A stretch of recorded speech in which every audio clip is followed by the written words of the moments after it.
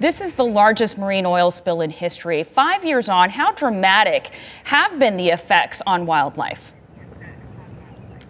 Stephanie, thanks for having me this morning. The impacts are staggering. I mean, 5 years later, wildlife is still suffering. We're looking at a range of species, like dolphins, as you mentioned, dying at 4 times the rate that they were dying before the spill. We're seeing Ridley's turtles that are continue to nest at much lower rates than before. You're seeing impacts on some of the wildlife behind me, still today. And so, the more that we see this kind of propaganda campaign saying that everything's fine, it just doesn't match the science and the facts on the ground. What do you mean by propaganda campaign? I know last year there was this dramatic increase in the number of dolphin deaths in the Gulf. BP says that is actually a coincidence. Collin, what evidence is there that the deaths are actually related to the oil spill?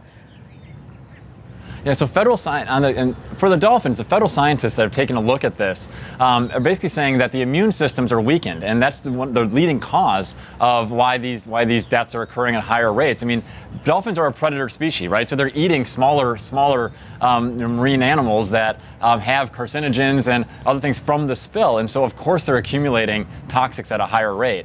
And the fact that the area that we're seeing these is really limited to the areas that were hit worst by the spill makes it much more than a coincidence. I mean, there is a link between the two. So a link, but not definite causality.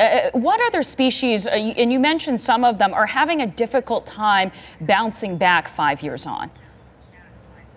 Yeah, so Kemp's Ridley sea turtles, for example, were an endangered species several years ago. They were coming back really effectively. In the last few years, the nesting levels have been basically flat.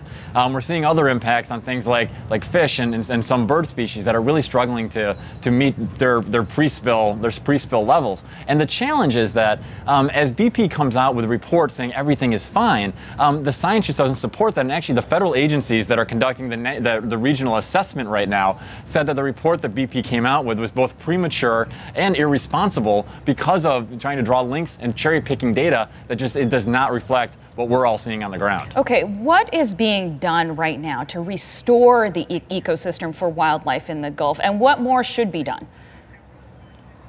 So right now, there's a small number of projects that are being funded to try to restore some habitat. But the vast majority of money that will be used to restore the Gulf and Barataria Bay, that's right behind me right now, that money actually hasn't actually been received by the federal government. Where's that money supposed to be coming from? Congress. Where's that money supposed to be coming from? So it's going to be coming.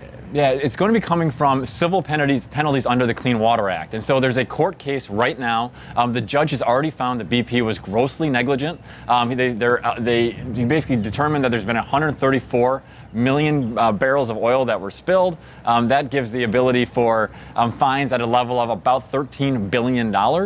And because of that, that court case, until that is finalized, none of the money that could come from that is flowing into the Gulf.